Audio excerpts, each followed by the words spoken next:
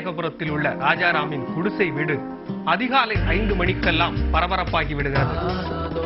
தமது மனைவி, தாயார் அனைவருடன் சேர்ந்து தயாரிக்கும் காலை உணவை பார்சல்களில் எடுத்துக்கொண்டு சைக்கிளில் பயணமாகிறார் ராஜாராம்.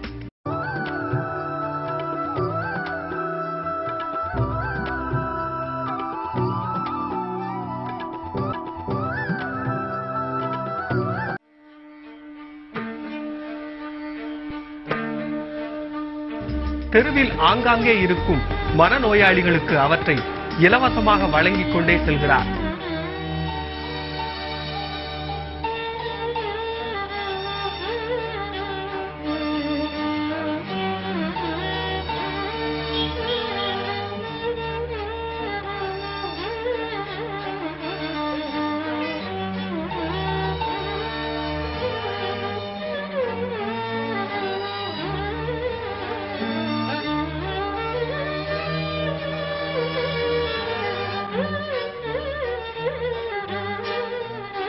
கடந்த 2 வருடங்களாக தூத்துக்குடியில் உள்ள சுமார் 160 மனநோயாளிகளுக்கு காலை, மதியம் 2 வேளைகளும் இதே போன்று இலவச உணவை தொடர்ந்து வழங்கி வருகிறார் ராஜாராம் என்ற இந்த எளிய மனிதர்.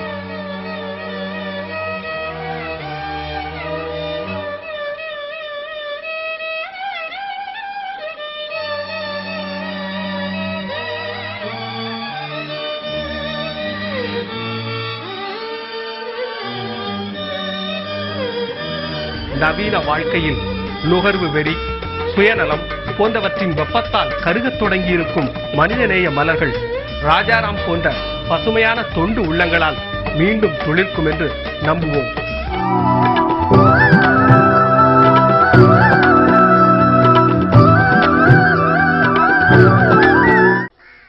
இயற்கை தர்ம அறக்கட்டளை அப்படிங்கிற பேரில் நீங்கள் தொண்டு நிறுவனம் வச்சுருக்கீங்க.